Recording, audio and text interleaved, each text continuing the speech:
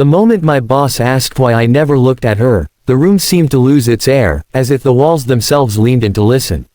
My hands froze above the keyboard, my heart beat loud enough to drown out the hum of the office. I had spent months perfecting the art of looking everywhere except at her face, because every time I did, something dangerous stirred inside me. That day, under the cold fluorescent lights, the truth pressed against my chest, heavy and aching, threatening to spill. I had learned that some feelings were powerful enough to cost you everything if you let them show. Before this story pulls you deeper, take a second. If you believe in kindness, second chances, and the quiet strength of human connection, please like this video, comment, share it with someone who needs hope, and subscribe to the channel. Your support keeps stories like this alive. I joined the company 3 years earlier, fresh from a season of loss that had hollowed me out. My mother had passed after a long illness, and the house I grew up in felt like a museum of memories I could not afford to visit. Work became my refuge, a place where effort had clear rewards and pain could be tucked neatly behind deadlines. She was already there when I arrived, the youngest executive the company had ever promoted, known for her sharp mind and even sharper standards.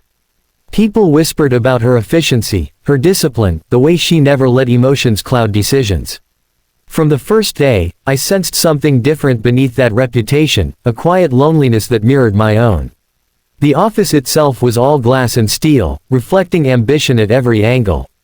Mornings began with the soft clatter of keyboards and the smell of burnt coffee, afternoons with tension and whispered complaints, evenings with tired faces illuminated by screens. She moved through it all with purpose, her presence shifting the energy of the room. When she spoke, people listened. When she entered, conversation softened.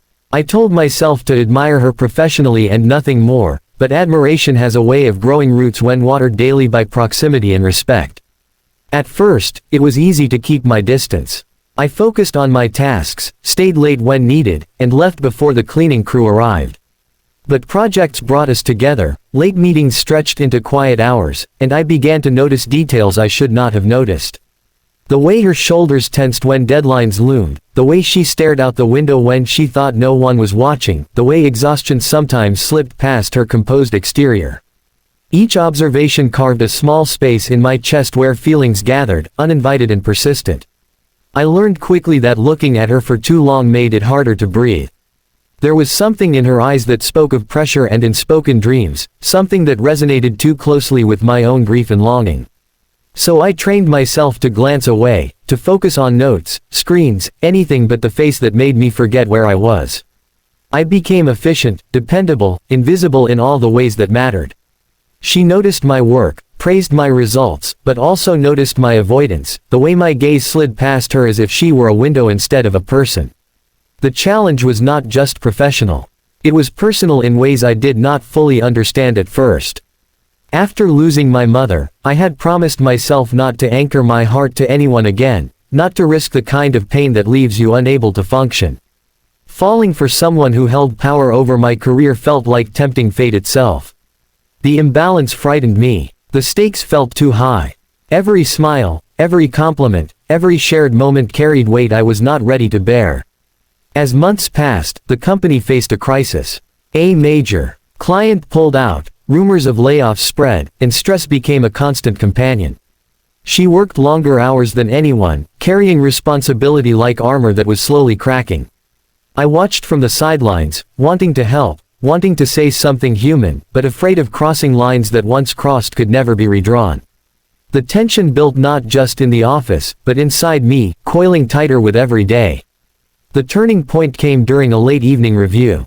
The building was nearly empty, city lights blinking like distant stars through the windows. I had delivered a report that helped stabilize the situation, and she called me into her office to discuss next steps. As I explained my analysis, I kept my eyes fixed on the presentation slides, my voice steady despite the storm inside. When I finished, silence filled the room, heavy and expectant. That was when she asked the question that shattered my carefully constructed walls. She wanted to know why I never looked at her when we spoke. The question was simple, but it carried months of unspoken tension. I felt exposed, as if she had reached into my chest and touched the truth I had hidden there. In that moment, I understood that avoidance had become its own kind of honesty, one she could no longer ignore. What I told her was not planned. It rose from somewhere deep, shaped by grief, respect, fear, and an affection I had tried to bury. I explained that when I looked at her, I forgot the hierarchy between us. I forgot the titles, the power, the rules that kept everything safe. I forgot that she was my boss, and remembering that felt necessary for both our sakes. Saying it felt like stepping off a cliff, not knowing if there was ground beneath my feet. The room changed after that. Not dramatically, not with grand gestures, but with a quiet shift, like the air after a storm. She did not respond immediately. Instead, she listened, really listened, in a way that made me feel seen for the first time since my mother's funeral. I braced myself for consequences, for distance or reprimand, but none came. What came instead was understanding, fragile and tentative, but real.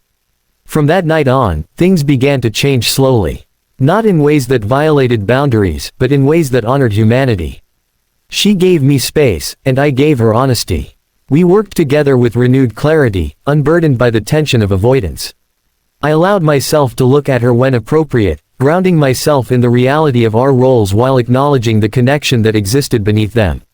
It was not easy. There were days when feelings surged, days when restraint felt like loss, but there was also growth.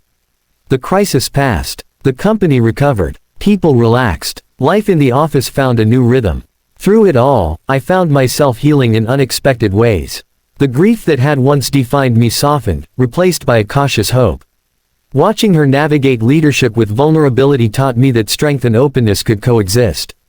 She, in turn, seemed lighter, as if sharing the weight, even silently, made it easier to carry. Time did what it always does. Projects ended, new ones began. Opportunities arose. Eventually, I received an offer from another firm, a role that promised growth and a clean slate. Accepting it was one of the hardest decisions I had made, but also one of the healthiest. On my last day, as I packed my desk, memories flooded in, each one tinged with what might have been and what was wisely left untouched. When I walked out of the building, I did so with gratitude instead of regret. Years later, I can say that moment changed me. It taught me that respect sometimes means restraint, that love can exist without possession, and that honesty, even when it terrifies you, can lead to healing rather than destruction. I learned that looking away is not always cowardice. Sometimes it is care in its quietest form. If this story has reached something tender inside you, if it reminded you of a choice you made or a feeling you carried in silence, please take a moment now. Like the video, share it, and let us know in the comments that you felt it too. Your engagement tells us these stories matter. Before we end, I have a special request. Comment below with the words "I felt this," if this story resonated with your heart in any way. Life rarely gives us clean lines between right and wrong, love and duty. Often, it gives us moments where we must choose who we want to be, even if no one else ever knows the cost. I chose to look away so that I could look forward, carrying the lesson that some connections are meant to shape us, not define us. And in that choice, I found peace, a quiet kind that lingers long after the office lights go out.